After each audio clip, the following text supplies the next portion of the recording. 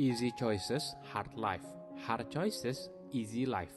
Artinya, membuat pilihan yang mudah, maka hidup kamu akan sulit. Sebaliknya, membuat pilihan yang sulit, maka hidup kamu akan mudah.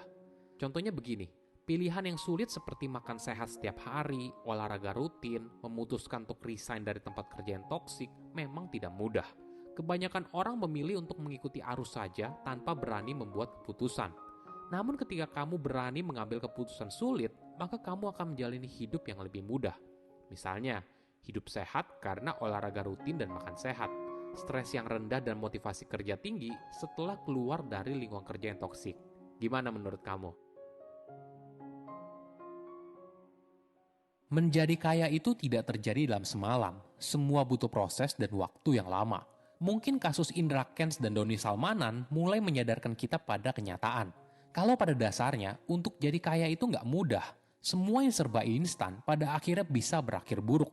Selain itu, kita sepertinya memberikan label kalau seorang itu kaya bukan berdasarkan apa bisnis atau pekerjaannya, tapi berasal dari flexingannya di media sosial.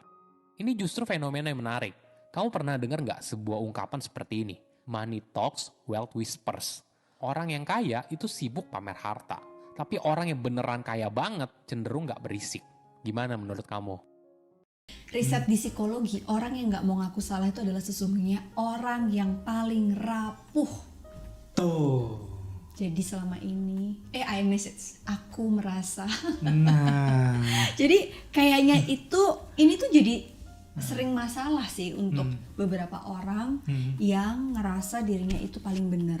Ya. Nah sekarang kita Berarti ngaku-ngakuan ini juga sih ada, kan kita sering ngomongin perasaan insecure, itu juga nggak ada hubungannya sama itu nggak? Iya, jadi kalau di penelitian ini tuh sebenarnya orang yang nggak mau ngaku salah itu sebenarnya dia sedang takut kelemahan dia dilihat oleh dirinya sendiri. Oke, apalagi sama orang lain. Apalagi sama orang lain, karena ketika ada satu masalah itu nggak mungkin masalah itu muncul dari satu pihak. Pasti it takes to dua orang yang salah paham, salah komunikasi. Nah, kalau kita merasa kita tuh paling benar, ini sebenarnya sumber masalah. Ditolak itu sakit banget loh. Seringkali kita melihat penolakan sebagai hal yang personal dan melukai hati kita sangat dalam. Namun perlu diingat, ketika kamu ditolak seseorang, itu bukanlah gambaran seutuhnya tentang diri kamu. Misalnya kamu dipecat karena